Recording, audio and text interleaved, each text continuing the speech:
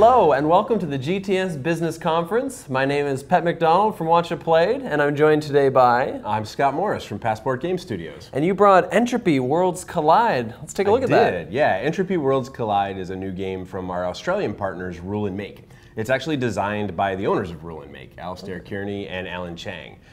This is a really cool filler game. It takes about maybe 15 minutes to play. It's a 2 to 4 player game right now. The concept behind it is that parallel worlds have collided and our realities have been broken. Ooh. And we have to be players taking actions to piece our realities back together. The first person that can piece their reality, which consists of 4 cards, which makes a panorama picture, put that back together, is going to win the game. Plays really fast. It's got a little bit of action selection in it and a little bit of tie breaking in it too, which is actually a really fun part of the game. Perfect. So, how do we play? As I mentioned, you play a character, and the way we have this set up right now is for a 3-player game. The primary crux of everything going on here takes place from the Nexus, which is really your stack of cards. At the beginning of the game, that gets made up of 4 cards from each player, which represent your reality. And right now you'll see Mary, this character, has 3 of her 4 pieces put together. Yes, we're already a good bit into this game. Yeah, we've already had a couple of actions and a couple of things already taking off. At the very beginning of the game, you just have your character, and then you have a space next to it called the Hold.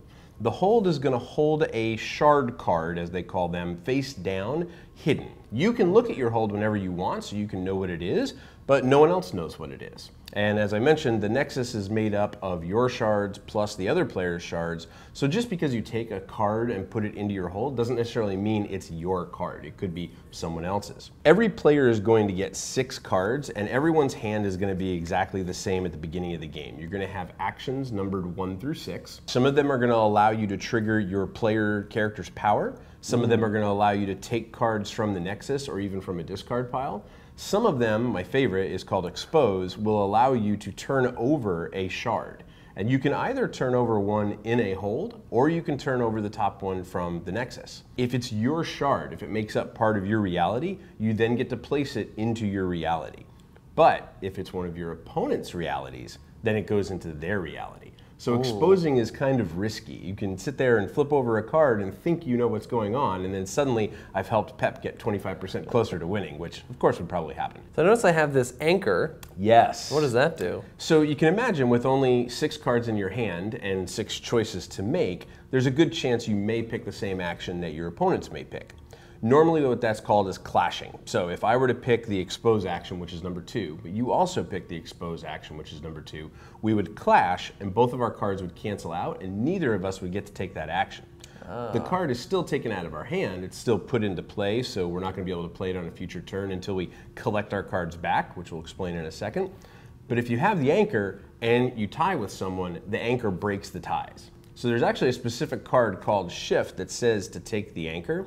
When you have that, you have a little bit more power in that you know if you were to play the same card as someone else, you're safe, you're okay, you can still execute the action. And if you were to shift now, you would take the anchor from me, I assume. That is correct, yeah. So the anchor starts the game in the middle of the table, so the first person to play that will go ahead and take it. Whenever you do clash and you have the anchor, once you're done, the anchor goes back into the center. Perfect. But how you get your cards back is very interesting, especially when it comes to the clashing. So the number 5 card is the Reset, and the Reset allows you to take your cards back into your hand. There's 2 ways to have it happen. The natural way is that once you're out of cards, once all 6 of your cards have been played, you have to pick them up and you put them back in your hand. But if you want to get some back before you play all, then you play your Reset.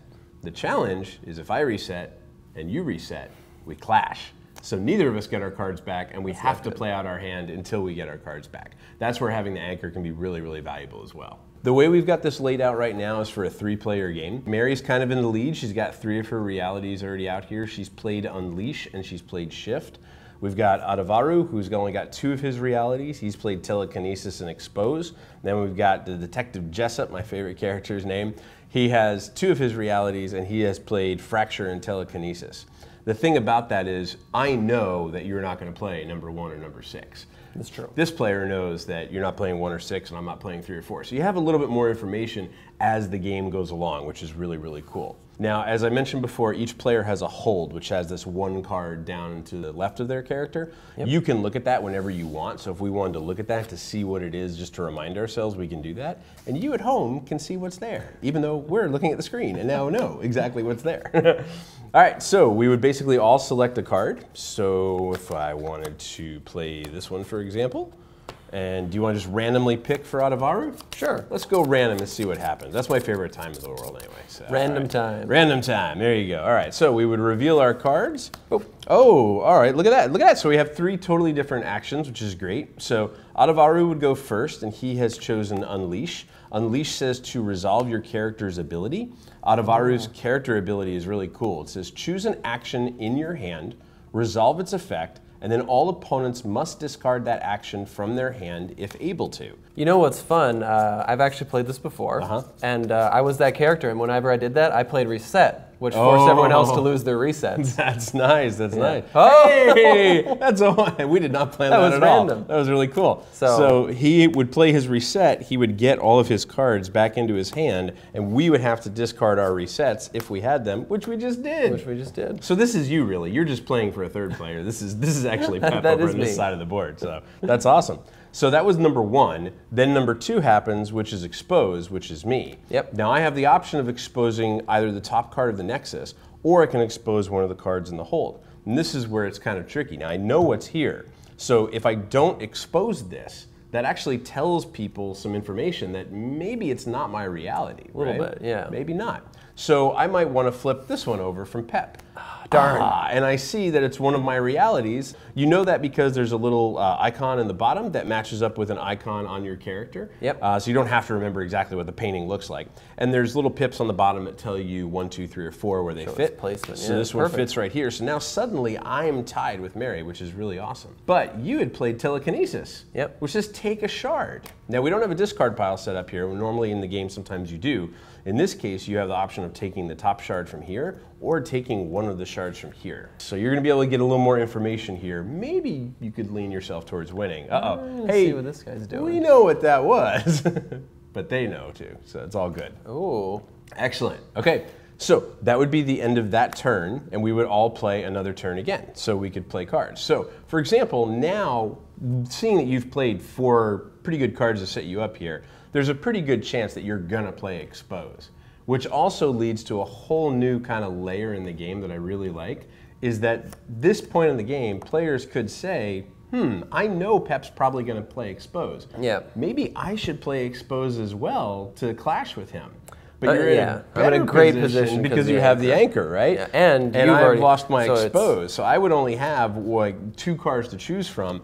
But even if Adavaru had played his Expose this turn, he's going to clash with you. His wouldn't be able to resolve, but yours would because you have the anchor, which is really, really timing. Yeah. And what would you expose, just out of curiosity? Well, I kind of think yours is my card. This one? But I could also expose the wild and win that way, right? You could, yeah. So the wild is really good. And you are correct. This is actually your 4th piece of your reality. So if you expose that, you would have won.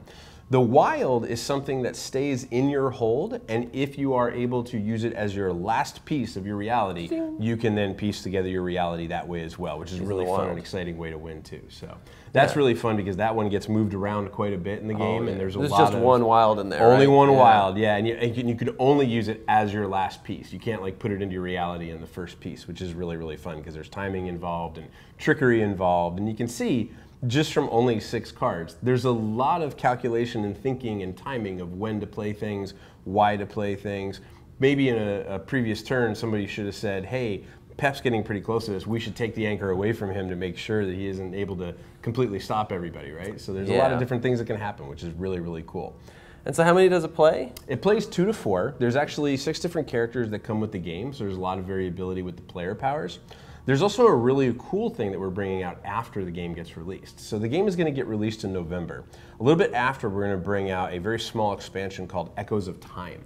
And that's on the back of the box, right? It's on the back of the rule book, of the actually. rule book. Yeah, back of the rule book. So Echoes of Time is going to take a completely different kind of stance on expansions. So it's going to add a 5th player support, so you can play 2 to 5 players. Okay. It's going to add solo, so you can learn a little bit more about the story and the background, because as I told you, there's these parallel worlds that collided, but really no one really knows why and what happened. And one of the cooler things is it's actually going to include a very small, almost about 100-page novella that is all about the characters and the history and what has happened inside of Entropy. And it's all going to be for like $10 MSRP, which is going to be really, really cool. So we're really excited about that. Well, thanks for showing me Entropy. If anyone has any questions, leave them in the comments below. We'll answer them as quickly as possible. Otherwise, thanks for watching, and see you next time.